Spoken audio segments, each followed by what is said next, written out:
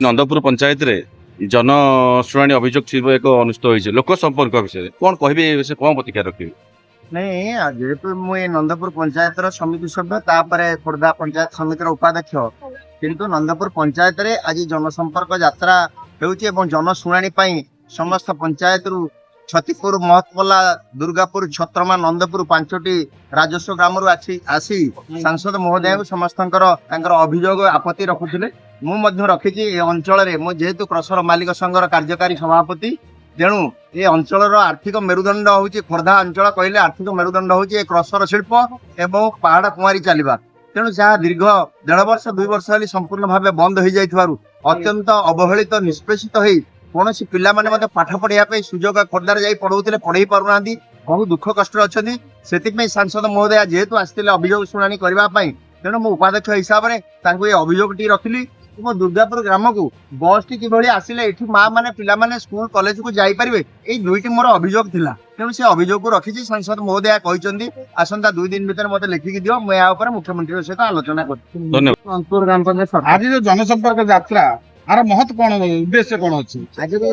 जनसंपर्क यात्रा गोटे भाईचारा माने समस्त भितर स्नेह श्रद्धा आम पंचायत जहाँ जहाँ अभियोग सीटा आम बसिक समस्त भितर पंचायत बांटी पारू कहीं कहार कौ गाँव कौन असुविधा अच्छी से आम सांसद अपेक्षा षडंगी महोदय आसिक पंचायत पदयात्रा करते आम पंचायत जहाँ असुविधा सी गोटा ग्रीभांस करते ग्रीभांस कि आमर 4-5टी गाँव ग्रीभांस आसाला मैडम ताको समाधान करी से मो पंचायत तरफ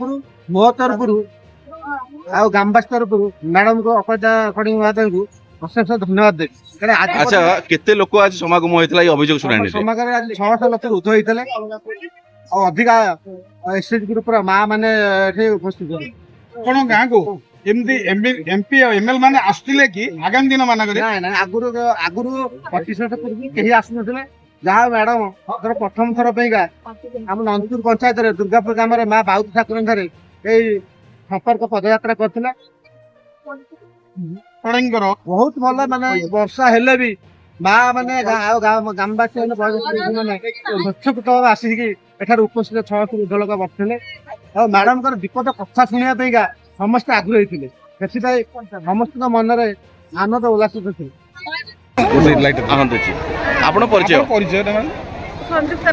आपण कोन ପାଇଁ के आस्तिले एठी हम विश्वमा सारा एसएस ग्रुप तरफ मु आस्ति आज सांसद आस्तिले आज कोन सब संपर्क पदयात्रा ପାଇଁ की पदयात्रा ପାଇଁ के आप कोन आज सांसद कहले हम ग्राम पंचायत रा ग्राम मध्य काम उन्नति हो विकास आपण कोन ପାଇଁ जे आस्तिले एठी आपण कोन ପାଇଁ आइतले तीन बेला कहि छला ये से आसीतले ये से आस्तिले एठी हैं आपण कोन सब आज भलो कहिले तो मैडम हां भलो सब कहले कौन कौन करिए बोली आपण गाँव रे उन्नतिकरण करिए बोली कहले सब कहले आपण आज कौन अभियोग करिया पे आस्तिले आपण आज कौन अभियोग करिया पे आस्तिले कोन पे आस्ते नै एक कथा सब भलो पुनिया को